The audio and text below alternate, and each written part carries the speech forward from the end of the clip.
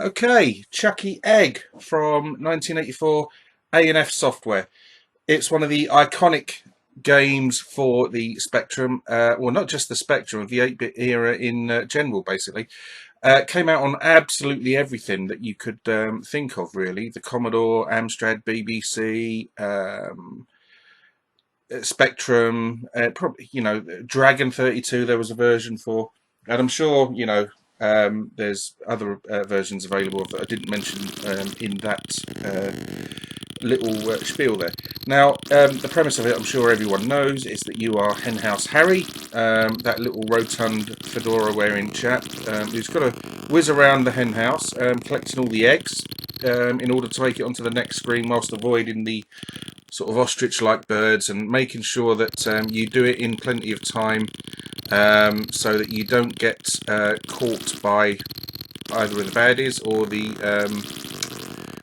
giant chicken up there in the left when it eventually gets released. Now, you have to sort of plan your route through it carefully and learn the sort of the sort of patrol patterns of the baddies so that you can find your way through the level.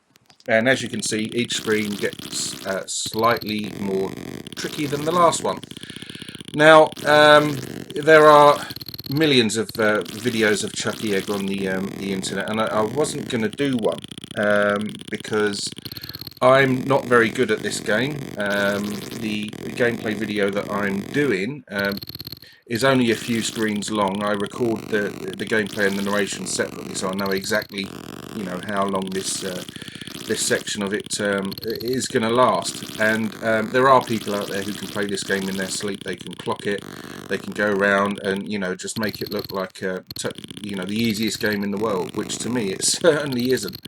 But I do enjoy it. But the reason I've chosen to do this one, after all, was that in my previous couple of videos for Xeno and Barbarian, I said that I was considering looking at Chuckie Egg 2, the sort of lesser regarded sequel that came out in 1985, like the further adventures of Henhouse Harry, if you like.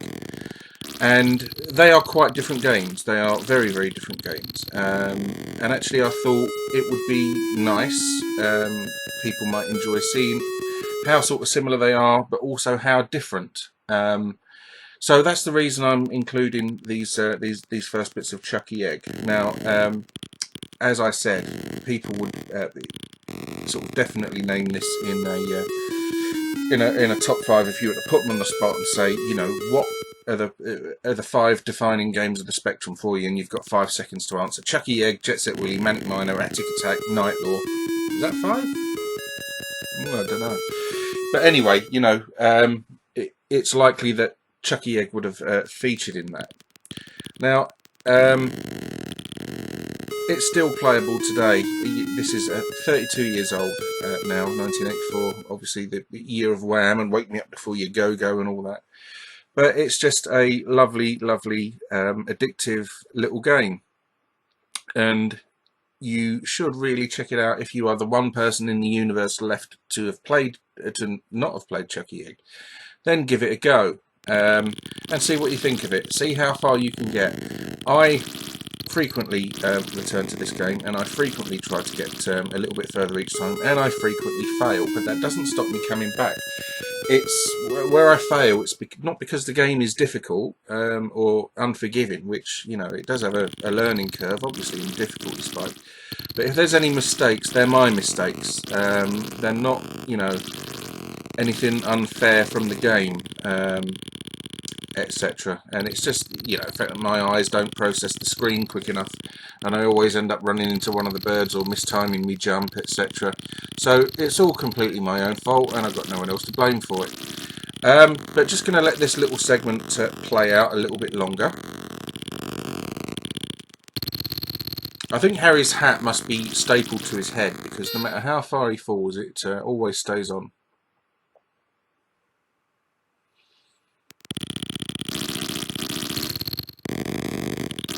You can see we have to sort of avoid the various different baddies. I mean, you can obviously take whatever way around the screen you want, but you do have to bear in mind the attack patterns.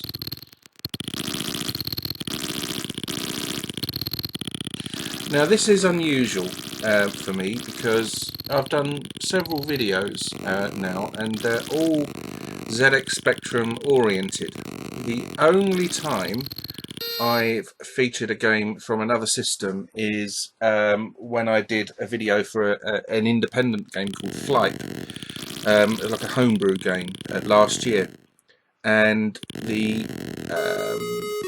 author told me that the inspiration for that game was an Amiga game called Croc Twins. Well, I don't have an Amiga emulator, but I do have a Commodore 64 one, and that game came out on the Commodore 64. So when I did the Flight review, I also checked out the Commodore 64 version of Cool Croc Twins. So that's the only time a game for another system is featured on my channel.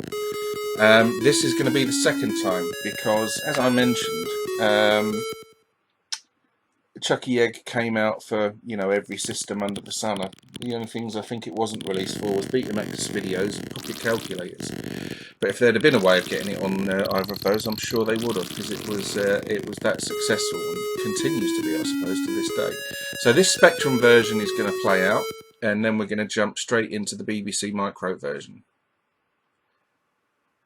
Eventually.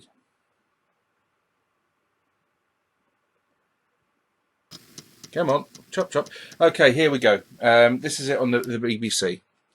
This, I'm gonna put my head above the parapet now and say, out of the two versions, although the Spectrum version is really great, I think the BBC Micro version is fantastic. I've only played these two. I know it's out on other systems, like I mentioned, but these are the only two that I have knowledge of. And you can see the graphics on the BBC version are a little bit fatter. And it's got that kind of BBC squat, sort of squashed look to it. But the game is just, whereas the Spectrum version is by no means a bad game. I must admit, I do prefer this version, and out of the two, I play this a lot more. I'm new to this version. Now, I may be wrong in saying it, but I believe Chuckie Egg was actually, you know, the sort of lead, or the lead system for it was actually the BBC, and it was then converted onto other systems. I don't know if I've got that right. I'm pulling that out of my head from somewhere, thinking I've, you know, I could have got it wrong. It wouldn't be unknown for me. But yeah, I suspect I'm right on that. Now, if you've never tried this version of it, get the BBEM emulator,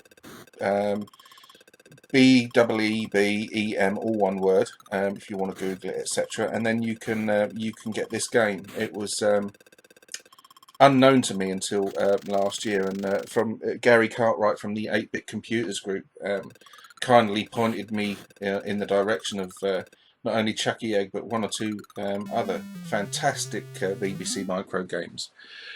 So thanks Gary for that.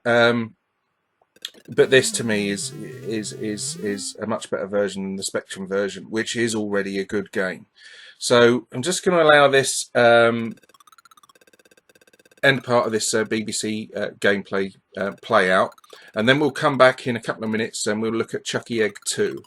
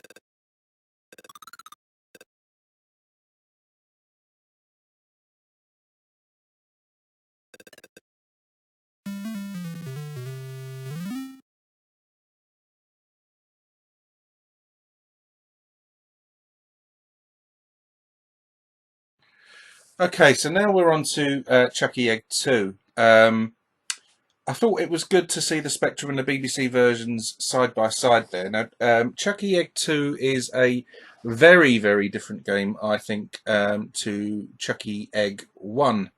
It's really strange having to call it Chuckie Egg 1. I just keep doing it, even though it's not called Chuckie Egg 1. Anyway, we're going to go into it. I've had to divide this up into two parts because I only use the free version of the video recording software, and it only lets you record 10-minute clips. So I had to do this bit in two segments. So there will be a bit of a pause. Anyway, the plot is what plot there is that Harry has got to help an Easter egg factory, and you will see from the off. Once I've got all the keys defined and stuff like that, how different the game is from the first one. Now, you get booted out the back of this van, and you have to make your way across. Now, either that's the biggest dog in the world, or Henhouse Harry is only 1 foot tall, and that's the world's biggest West Highland Terrier. Now, already you can see the difference between the two games. There's no egg collecting in this. This is much more a sort of arcade adventure where you have to go around and collect things. And if you look to the top right, I've got to make my way down and up that ladder on the right hand side of the screen, and then I have to get that bone, which will then get that huge dog out of the way. Probably isn't huge, it's just Honey, I Shrunk Harry is probably what's behind all that. But you can see the sprite is a little bit shorter and squatter. It's still visibly him though. So I've got the bone, and I'm on my way back up to the screen with the dog, which then sort of like, once you got past that, you get into sort of the game proper really. Now, this is very, very different from the first game. The old adage, if it ain't broke, don't fix it. I suppose people could turn around and say, well, Chuckie Egg wasn't broken, so why try and fix it? But, you know, it doesn't seem to have the affection for it that the first game has. But it's by no means bad. You know, let's give them a bit of credit for trying something different at least. You know, trying to add something different to the sort of gameplay while still keeping it visibly a Chuckie Egg game. Whether or not they've succeeded in that is, you know, it's in the eye of the beholder really. I don't think it's bad at all. I mean, it's a bit primitive graphically, but then so was the first game. And then this screen here is an absolute pig, and you will see my lack of gameplay and skills honed to the or on display vividly. The difference from the first game to the second is that now in the first one, Harry seemed to be able to fall from any kind of height and survive. In this one, he doesn't, and you know, a sort of a fall from a reasonable height will mean curtains for the young man or the old man. Don't know, can't quite tell. Anyway, he's so I'm going to try and shin up these chains. It's reminiscent this bit of one of the screens in I'm sure it's Hunchback 2, where you have to, except the sort of chains are moving up and down in the Hunchback game, and it's a lot tougher. See, falls to his death. So we go back and we try again, and we remain patient, and we don't lose our rag, and we give it one more. Oh dear! See, there we go. Now, I'm probably the worst person in the world to do gameplay reviews because I'm the worst person in the world at games. There's not many that I've ever managed to complete, especially from the Spectrum era, and that's been evident all the way through my video output. But, you know, my point in this one is that A&F have tried something different from the first game to the second game, and to a lot of people it didn't quite work. It didn't deliver what they wanted, which was more of the same, which wouldn't have been a bad thing, you know.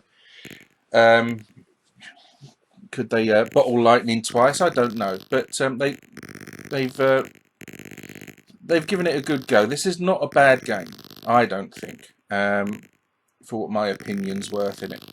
Now, I'm obviously not doing it very much justice by repeatedly failing on that bit. So I have to start all over again.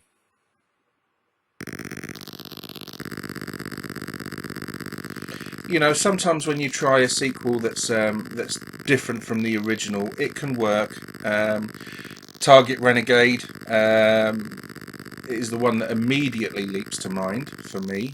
It takes what already was a great game and adds the two-player element and delivers a sort of gameplay that sort of remains addictive and, you know, just full of fun, even now, sort of nearly 30 years after its release. It can go the other way as well with sequels, obviously, in that, you know, Target Renegade was followed by Renegade 3, which is without doubt a pile of crap, and one of the worst sequels in my mind to a game. Chuckie Egg isn't the worst sequel to... Sorry, Chuckie Egg 2 isn't the worst sequel to a game. But if you were expecting it to deliver a Chuckie Egg experience, it doesn't. Not from what I've seen of it so far, which admittedly is not an awful lot. I am going to keep coming back to it, though, because it's not a horrible little game. You know, there is a challenge here, and the challenge is getting over my own poor gameplay skills. So I'm into the next screen, and the video is going to go blank very, very quickly, because the reason for that is that, like I said, I can only record 10-minute segments at a time of gameplay video on this free version. I won't buy the full version because the free version of this seems to do just what I need it to.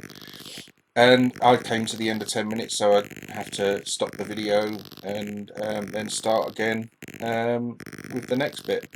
So it's going to go to a sort of intermission, if you remember those from the olden days of cinema and stuff like that. So go and get yourself a choc ice, provided you can eat it in 7 seconds, and then come back for the second part of the video. Now you can see I finally got through that part of the screen, and I'm in this sort of maze type part of it where the baddies are these two sort of eagles or pigeons that are flying around, and I have to make my way up the ladders and round and from bottom left to bottom right. And again, you sort of have to look at the screen and sort of plan your way around just to make sure you don't cock anything up and that you get out on the other side. Check it out. It's different. If you've never seen it before, but you're familiar with Chuckie Egg, I think we can sort of say to them, you know, in most parts, it actually works. It's not a bad little game. If it had been a standalone game and not related to Chuckie Egg at all, I think perhaps it might have had a better reputation and reception. But it is obviously a sequel to one of the most iconic games of, one of the defining games of the period. So obviously people compare it all the time to the first game, which is understandable, I suppose. You know, it's what I've done. But give it a go. It's by no means bad, and kudos to them for at least trying to, you know, not just churn out the same old crap. You know, it's not FIFA version 25 or Call of Duty 400 or, you know, Assassin's Creed 90. They've had a look at it and they've tried to do something different and keep it in the spirit of the game. Do they get away with it? Don't know, it's debatable. But, you know, not a bad little game at all, and I'm glad I checked it out. I'm going to allow this to play out, and so you can hopefully decide yourselves whether or not you wish to play it. But do so. It's not a bad little game, it's quite nice. Okay, as ever, I'm grateful for your support, and I'm grateful for your views, and if you like the video, please press the like button, etc. And I'll see you on the next one, which I haven't got a clue what I'm going to do this time. Alright, enjoy the rest of your weekend, take care, bye bye.